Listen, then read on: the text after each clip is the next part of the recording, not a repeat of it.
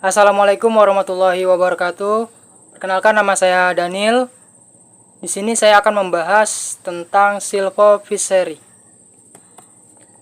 Jadi yang pertama kita masuk ke latar belakang. Indonesia dengan negara kepulauan terbesar dengan garis pantai terpanjang kedua di dunia, memiliki ekosistem mangrove yang sangat luas. Namun banyak kawasan mangrove yang memang mengalami degradasi akibat alih fungsi lahan, eksploitasi yang berlebihan, dan perubahan iklim. Nah, silvofishery menawarkan solusi yang berkelanjutan dengan memanfaatkan kawasan mangrove sebagai habitat alam untuk budidaya, terutama budidaya perikanan. Sistem ini tidak hanya meningkatkan produktivitas hasil perikanan, namun berkontribusi juga dalam pelestarian lingkungan termasuk di sekitaran mangrove tersebut, serta pencegahan abrasi pantai dan peningkatan keanekaragaman hayati dan penyimpanan karbon. Silvofishery berasal dari kata silvo, artinya kehutanan, dan fishery, perikanan. Adalah sebuah sistem pengolahan lahan yang memadukan aktivitas kehutanan dan perikanan dalam satu kawasan. Tujuan utama dari penerapan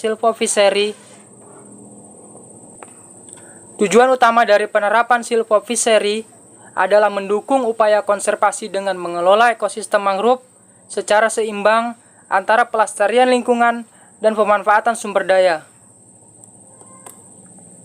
Nah, lalu ada model silvofishery yang biasa kita temukan, yaitu yang pertama ada empang parit, tambak dengan tumpang sari.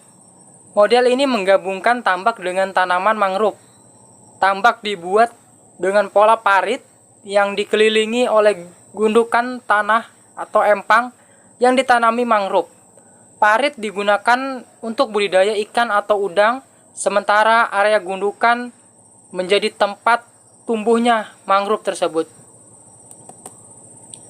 Lalu di sini ada contohnya, gambar dari empang parit, tambak tumpang sari. Jadi untuk keunggulannya yaitu adalah biaya rekonstruksi yang murah, penyediaan habitat alami untuk biota laut, penyerapan limbah dari aktivitas perikanan. Lalu yang kedua itu ada komplangan. Nah, model ini juga mengintegrasikan tambak dengan tanaman mangrove, tetapi struktur lahannya yang lebih luas dan natural. Biasanya sebagian besar tambak tidak digali menjadi parit, sehingga yang dibiarkan untuk mangrove lebih besar. Nah, kolam ikan atau udang dibiarkan lebih alami, dikelilingi oleh mangrove tanpa pola parit yang jelas, sama seperti pada empang parit, tetapi model ini mangrove mendominasi dan memberikan habitat yang lebih luas untuk berbagai biota. Lalu di sini ada keunggulannya. Keunggulannya itu adalah fungsi konservasi yang memang lebih besar daripada empang parit. Lalu yang kedua, mendukung biodiversitasnya itu yang lebih tinggi, habitat yang lebih luas untuk biota. Lalu prinsipnya, sebenarnya prinsip silvofishery ini yaitu dengan dekatnya blue economy, sejalan dengan konsep blue economy yang memang menitik beratkan pada pengolahan sumber daya kelautan dan perikanan secara ramah lingkungan, berkelanjutan, dan inklusif, serta mendorong inovasi.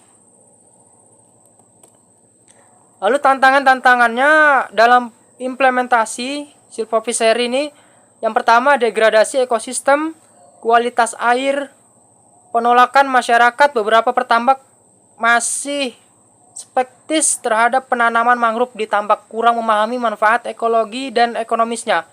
Lalu ada regulasi yang lemah atau kurangnya kebijakan yang mendukung pengembangan tambak yang ramah lingkungan. Lalu sistem ini sebenarnya bertujuan untuk mengoptimalkan ekonomi sekaligus menjaga kelestarian ekologi mangrove. Nah, pengelolaan tambak silvofishery yang lebih kompleks dibandingkan tambak tradisional.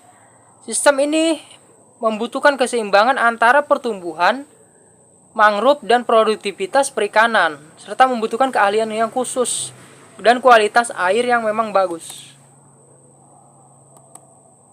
Nah, dari sini kita dapat ambil kesimpulan bahwa silvopiceri merupakan sistem pengolahan lahan berkelanjutan yang mengintegrasikan kegiatan perikanan dengan pelestarian ekosistem mangrove.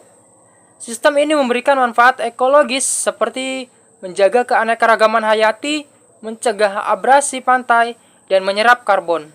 Selain itu, manfaat ekonomisnya meliputi peningkatan produktivitas perikanan, efisiensi biaya produksi, dan diversifikasi pendapatan. Mungkin itu saja dari saya. Kurang lebihnya saya mohon maaf. Wassalamualaikum warahmatullahi wabarakatuh. Sekian dan terima kasih.